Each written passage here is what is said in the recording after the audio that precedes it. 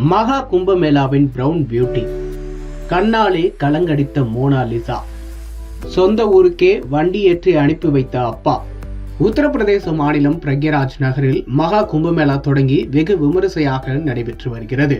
இந்த நிலையில் ருத்ராட்ச மாலை விற்று வந்த மோனாலிசா போஸ்லே என்ற பெண் அவரது கண்கள் காரணமாக இணையத்தில் அனைவரது கவனத்தையும் ஈர்த்தார்.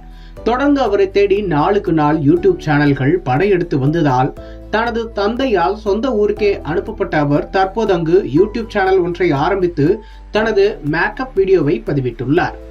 உத்தரப்பிரதேச மாநிலம் பிரக்யாராஜில் கங்கை, யமுனை, சரஸ்வதி ஆகிய 3 புனித நதிகள் சங்கமிக்கும் இடம் திரிவேணி சங்கமம். திரிவேணி சங்கத்தில் 12 ஆண்டுகளுக்கு ஒருமுறை கும்பமேளா நிகழ்ச்சி வெகு விமரிசையாக நடைபெறும்.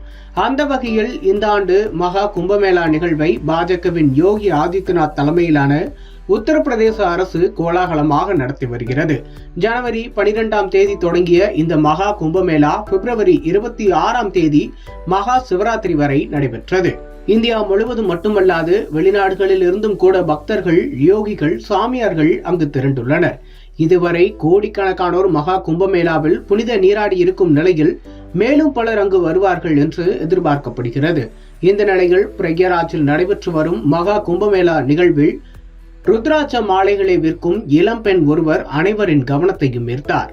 ஆரம்பத்தில் சிகப்பு நிற ஆடையில் பெண் துறவி போலவே காட்சியளித்த அவரை பிரவுன் பியூட்டி என்று பலரும் சமூக வலைதளங்களில் போட்டோ மற்றும் வீடியோக்களை பகிர்ந்து பிரபலமாக்கினர். பின்னர் அவர் மத்திய பிரதேச மாநிலம் இந்தூரை சேர்ந்த மோனாலிசா போஸ்லே என்பதும் திருவிழா காலங்களில் ருத்ராட்ச மாலை உள்ளிட்டவற்றை விற்பனை செய்து வந்ததும் தெரிய வந்தது. தொடர்ந்து அவரது புகைப்படங்களும் வீடியோக்களும் சமூக வலைதளங்களில் வேகமாக பரவின. இந்த நிலையில் அவரை காண்பதற்காகவே பலரும் கும்பமேளாவுக்கு வரத் தொடங்கினர்.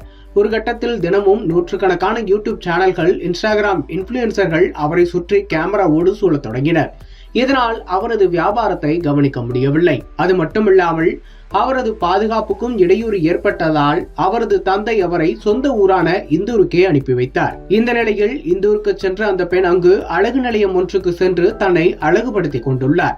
மேலும் தனியாக யூடியூப் சேனல் ஒன்றை தொடங்கி அதில் தான் செய்து கொள்ளும் மேக்கப் வீடியோவையும் பகிர்ந்திருக்கிறார். மேலும் ட்விட்டரிலும் அந்த வீடியோவை பகிர்ந்திருக்கும் நிலையில் 1 மில்லியன் லைக்ஸ்கள் வரை தற்போது கிடைத்துள்ளது. மேலும் இந்த பெண்ணை வைத்து பலர் ஓவியங்களையும் வரைய ஆரம்பித்துள்ள நிலையில் தானும் தினமும் புது வீடியோக்களை அப்லோட் செய்து வருகிறார். அது பார்வையாளர்களை மிகவும் கவர்ந்துள்ளது. இந்த நிலையில் அடுத்த கட்டமாக தொலைக்காட்சி நிகழ்ச்சிகளில் பங்கேற்பது குறித்து அவர் திட்டமிட்டு வருவதாகவும் சொல்லப்படுகிறது.